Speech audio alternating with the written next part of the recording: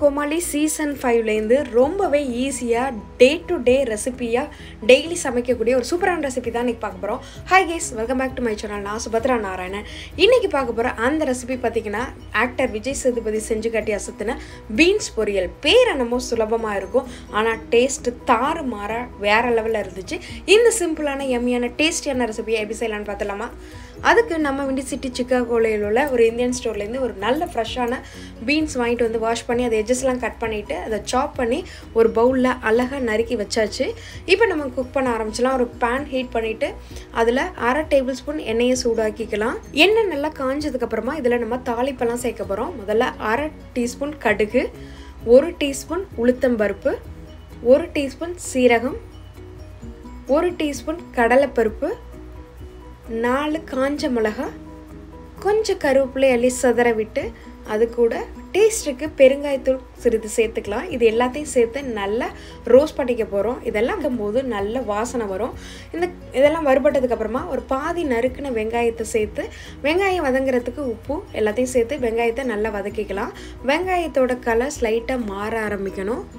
அந்த அளவுக்கு வதக்கினதுக்கப்புறமா நம்ம நறுக்கி வச்சுருக்க இந்த 300 கிராம் பீன்ஸை சேர்த்து இந்த ஃப்ளேவர் எல்லாம் இதில் இறங்குற மாதிரி ஒரு 2 நிமிஷத்துக்கு பீன்ஸை தாளிப்போடு சேர்த்து வதக்கிக்கிட்டு அதில் பீன்ஸை வேக வைக்கிறதுக்கு கொஞ்சமாக தண்ணி சேர்த்துக்கிறேன். இதையும் சேர்த்து நல்லா கிளறி விட்டு ஒரு 5 நிமிஷத்துக்கு இந்த பீன்ஸ் நல்லா குக் ஆகணும். அதுக்கப்புறமா ஒரு பேன் சூடு பண்ணிவிட்டு அதில் 1/4 கப் நிலக்கடலை, 4 காஞ்ச மிளகாய், 1/4 கப் துருவின தேங்காய், இது எல்லாத்தையும் சேர்த்து நல்லா ட்ரை ரோஸ்ட் பண்ண போகிறோம்.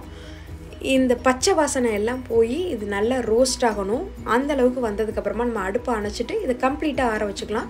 அதுக்கப்புறமா ஒரு மிக்ஸி ஜாரில் சேர்த்து இதை அரைச்சி எடுத்து இந்த மசாலாவை இந்த பீன்ஸ் பொரியலை சேர்த்துக்க போகிறோம். இதை அரைக்கும் போது இந்த கிரவுண்ட் மசாலா செமையாக ரெடி ஆகிடுச்சு. ஆனால் இது கொஞ்சம் குறைப்பாக இருந்துச்சுன்னா தான் இந்த பொரியலை சேர்த்து கிளறும் போது செம்ம டேஸ்டியாக இருக்கும். அதுக்கப்புறமா பார்த்தீங்கன்னா இந்த மீன் டைமில் பீன்ஸ் நல்லா குக் ஆகிடுச்சு. இப்போ நம்ம அரைச்சி வச்ச மசாலாவை இதில் சேர்த்து கிளறிக்கலாம். இந்த மசாலாவை சேர்த்து அப்படியே ஈவனாக நல்லா கிளறி விடுங்க. ஒரு 1 நிமிஷத்துக்கு இதை ஃப்ரை பண்ணிங்கன்னா மசாலா நல்லா இறங்க ஆரம்பிச்சிடும். இப்போ மசாலா சேர்த்ததுக்காக ஒரு 1/2 டேபிள் ஸ்பூன் எண்ணெயை சேர்த்து நல்லா கிளறி விட்டுக்கலாம். ஸோ நல்லா இந்த மசாலா பீன்ஸில் செட் ஆகணும். அதுக்கப்புறமா நறுக்கி வச்ச கொத்தமல்லியை அப்படியே அலேக்க பரபரன்னு தூவி விட்டு அடுப்பை அணைச்சிட்டு நீங்கள் இதை அப்படியே தனியானாலும் சாப்பிட்டு பாருங்கள், வேறு லெவலில் இருக்கும். அதோட சாதத்தோடையோ இல்லை எதுக்குனாலும் செம பர்ஃபெக்ட் காம்பினேஷனாக இருக்கும். ரொம்பவே சுலபமாக செய்யக்கூடியது, ஈஸியாக செய்யக்கூடியது, டேஸ்ட்டு வேறு லெவலில் இருந்துச்சு. சொன்ன மாதிரி ரசம், சாம்பார் எதுக்குனாலும் இது பர்ஃபெக்ட் காம்பினேஷனாக இருக்கும். இன்றைக்கி பார்த்து இந்த ரெசிபி உங்களுக்கு ரொம்பவே பிடிச்சிருக்குன்னு நினைக்கிறேன். வீடியோ வேறு ஒரு சூப்பரான வீடியோவில் உங்கள் எல்லாரும் சந்திக்கிறேன். அடல் signing off Subhadra Narayanan. Shekar, bye. Thanks for watching. Now please like, subscribe and share the video. See you next time. Bye.